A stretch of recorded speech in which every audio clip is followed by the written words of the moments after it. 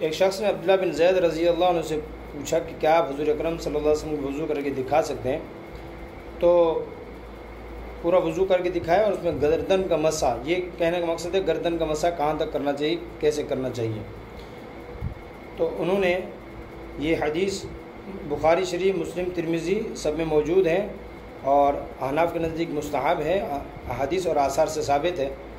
تو انہوں نے پورا وضو کیا، پہلے چہرہ مبارک دھویا، اس کے بعد پہلے 2 دفعہ ہاتھ دھوئے، پھر چہرہ مبارک دھویا 3 دفعہ، اور پھر جو ہے کونیوں سمیت ہاتھ دھوئے، پھر سر کا مسح کیا، شروع سے آخر تک لے کر گئے، پھر وہاں سے واپس پیشانی تک لے کر آئے۔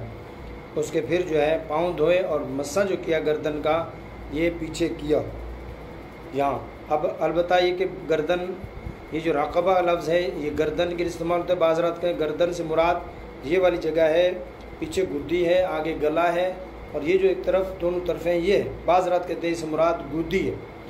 تو یہاں تو گردن کا مسح کیا جائے یوں کر کے، یہ طریقہ ہے، یہاں ہاتھ رکھ کے اٹھا لیں یا پھر پیچھے سے یہاں تک کریں، اس سے نیچے گلے کا مسح حدیث سے ثابت نہیں ہے اور نہ ہی درست ہے ہمارے احناف کے نزدیک، اس لیے گردن کا مسح ہے، گلے کا مسح نہیں ہے۔ اس لیے تو جو ہے ایک تو ہمیں چاہیے کہ جیسے ہم دیکھیں، ہم نماز کی بنیاد وہ وضو ہے، صحیح وضو کرے گا جو اور پھر نماز پڑھے گا، اس کو کامل نماز کا اجر بھی ملے گا اور اس کو 25 یا 27 نمازوں کا اجر ملے گا۔